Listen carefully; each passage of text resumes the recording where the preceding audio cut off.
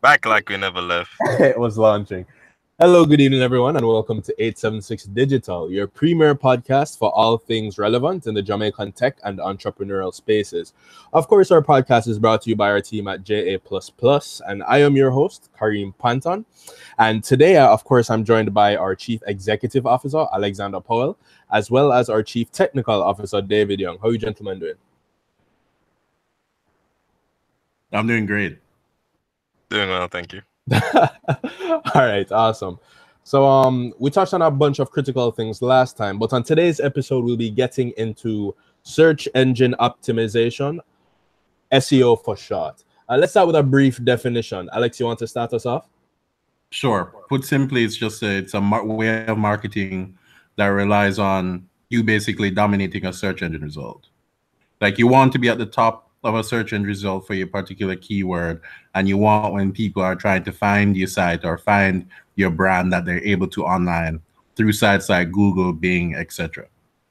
Okay, so let's say I have what could it be? A shoe store, right? If anybody wants to look up shoe stores in Ligoni, search engine optimization will make it so that I'm one of the first items that pops up when they Google me. Yeah, it's key because the top 5 people get 75% of the hits. Yeah, that's so critical. So majority of people never make it to page 2 in Google results. Yeah, never ever. Yeah, a statistic just as small as that really speaks volumes. We've been doing this entrepreneurial pursuit thing since 2015, and we've definitely had our ups and downs with SEO ourselves, dating way back to when we first launched.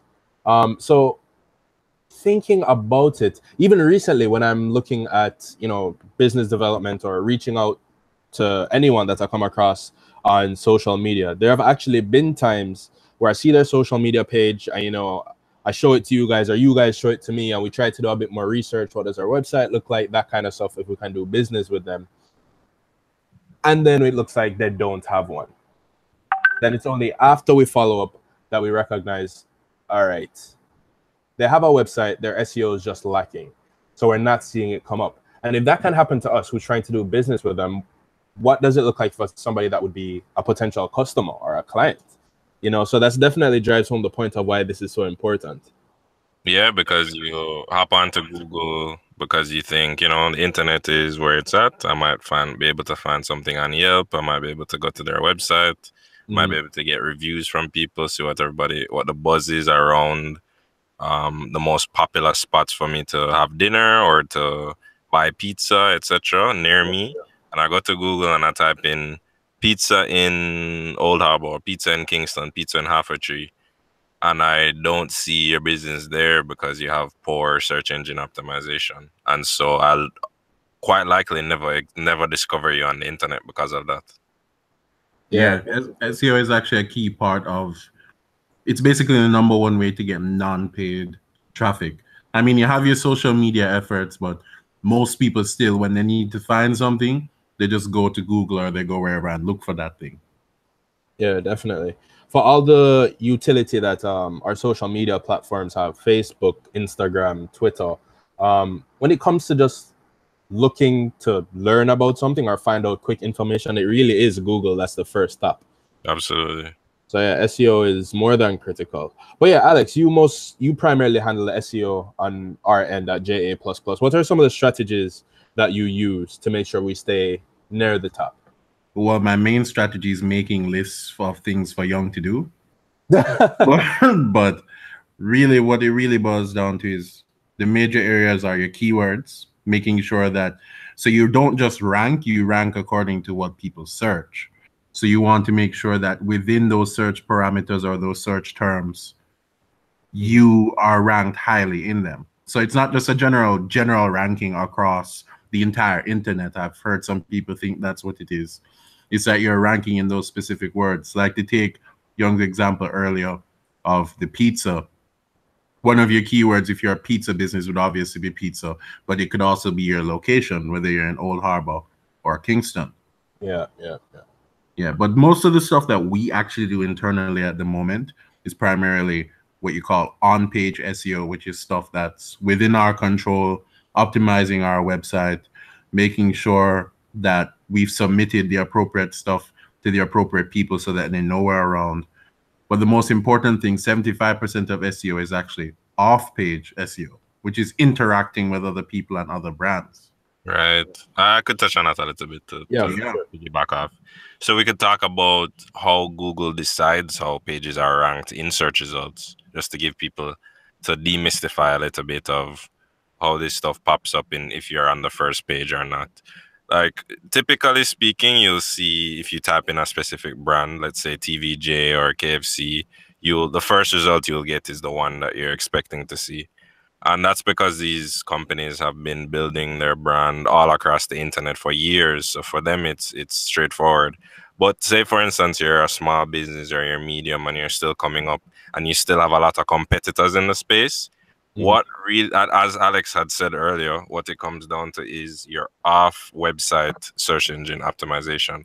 And a part of that through Google is the number of links that you have to your website on someone else's page. And that's kind of how Google's page rank algorithm, as they call it, works, in that the more links to your website that exist on the total of the internet, the more links that come back to your page, as well as the links that are on yours to other websites. It puts you in a net. It's funny to say internet, but it puts you in a net of all pages that are connected. And the more connections that exist from other pages to yours increases the likelihood of you appearing high in search results through Google. Yeah, and backlinks are important because most people like to say the three most SEO principles, the most important ones are trust, authority, and relevance. And that's what backlinks are designed to build. You build trust because a lot of people are linking to you. You build authority because important people are linking to you. And you build relevance because people in your industry or your space are linking to you or related to what you're selling. Right. Definitely. Yeah, and if as Alex just said, just to touch on that point a bit more, if the more reputable the company that is backlinking to your website, it's better for you, and that's because they're linked by a ton of other websites as well. Like a lot of different companies and pages online would be talking about them. So that increases their authority. And if they're talking about you, then Google can assume that you're a trustworthy source, that what you say that your company is about is what people will actually find on your page. And Google's goal is to make sure that whatever a user types in is they get the best result for whatever they're looking for. And the way that you prove that is by improving your reputation online. Yeah, that definitely comes almost like reputation by affiliation. You know, if KFC is going to be linking to our website, and KFC, as you said, has been doing this for years, then chances are, if they're willing to, I guess, take that risk, quote unquote, and link to us, we're not really risky per se. Right. And Alex, you brought up something earlier that I think is pretty critical. You're saying that a lot of the larger companies have been doing search engine optimization for years, and that's why they can dominate the top of the search engine results. And I think tied into that is the fact that search engine optimization is not a one-time thing. It's something that happens over time. You optimize and you optimize and you optimize, and you have to do that because the internet is just so dynamic. You know, if we create a new word right now, and then we, implement it on our website, we have all these backlinks linking back to us, and that's our primary keyword, then yes, we will dominate. But as more people start to use it on their own web pages and implement it here and there, the competition for that keyword becomes so much higher. And that's why you need to stay on top of it. So whatever industry that you're in, whether that be, I don't know, you're selling shoes, or you run a boutique, or it could be a pizza or pizza sales, or a restaurant, or that kind of stuff. That's why it's really kind of ongoing in that sense. So, Alex, question: what are some of the tools that you use to make sure we're staying on top? If not to make sure we're on top, to see where we are and then figure out how we can get there further. Well, it always starts with someone giving you a breakdown of where you currently are And in most cases, people can't afford to hire a consultant. They just can't. So all of the top SEO brands have their own tools called site analyzers. If you just type in SEO site analyzer, you'll see a lot of them. But I'm partial to Moz, which is probably the #1 SEO community or site that I've seen. They have that famous Beginner's Guide to SEO, which they claim has been read 3 million times or something like that. Backlinks too. Yeah. You just go, you type in your website, you use your guide. Same thing for all the others. What I suggest is you go to them and you get many different reports and you compare them. Sometimes they do make mistakes, but often if you see something appear across multiple, then that means you have an issue. And then from there, you're probably familiar more so than me, KP, with the Google Keyword Planner tool. Right. That's what you'd use to monitor your keywords. And then on top of that, what does that mean to monitor your keywords? So as we were discussing earlier, you're not ranked across the entire internet. You're ranked according to your keywords. And for each, which are the words people search when they're trying to find you. If you're a pizza place in Old Harbor, it's pizza in Old Harbor, to go back to that. If you're selling specifically Nike shoes, it might be Nike shoes in Jamaica. Whatever that search string is that the person types in, and you're assigned a rank for that particular string of words or word. And you need to monitor those to see where you are relevant to your competitors in the space. Can you give me an example? Sure. An example would be, as KP saying, you're ranked in shoes. You're currently #1 when someone searches Nike shoes in Jamaica. What you would do is you would want to consistently use something like the Keyword Planner tool to track your top competitors to see whether they're on an upward trend or a downward trend. And you want to do that according to all of the keywords that you deem important to your business. So that way you're always aware of where you are, where your competitors are, and whether you're trending downward or upward, which means you need to give more focus to those words. And the stuff you get from the Keyword Planner tool also influences the copywriting on your website, because part of how the ranking is done is Google detects relevance. And the way how they do that is by detecting the information and the content on your site, in addition to here a link to. And the content on your site for most people is largely based in those keywords. What does content on a website, what could that look like for keywords? For keywords, that could be as brief as the name or as simple as the name that you're using for your business. A lot of people choose the name of their business based on ranking in a particular keyword. Okay. But it can also go into the topics and headings that you use on your website. The actual text that you put up. Yeah, the actual text you put. Yeah, the actual text you put up. How you label your photos. Essentially, any type of information about your website is ideally labeled appropriately and optimized or focused on ranking in a particular keyword. Definitely. So if you're selling shoes in Old Harbor, as you said, then one of the keywords would be Old Harbor, could be shoes. And then obviously you want to be working in synonyms as well, because somebody may not say shoes, they might say sneakers. So you need to know that you're ranking highly in sneakers as well. And then with the synonyms comes word combinations. So sneakers, shoes in Old Harbor, and sneakers in Old Harbor are 4 individual terms that you would be ranked on according to the Google Keyword Planner.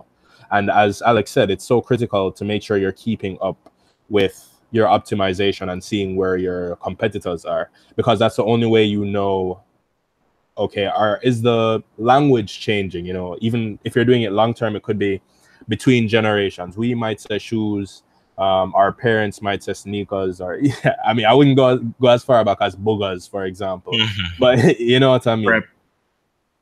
So definitely staying consistent on that front helps you stay innovative and at the top of the web pages, at the top of the search engine.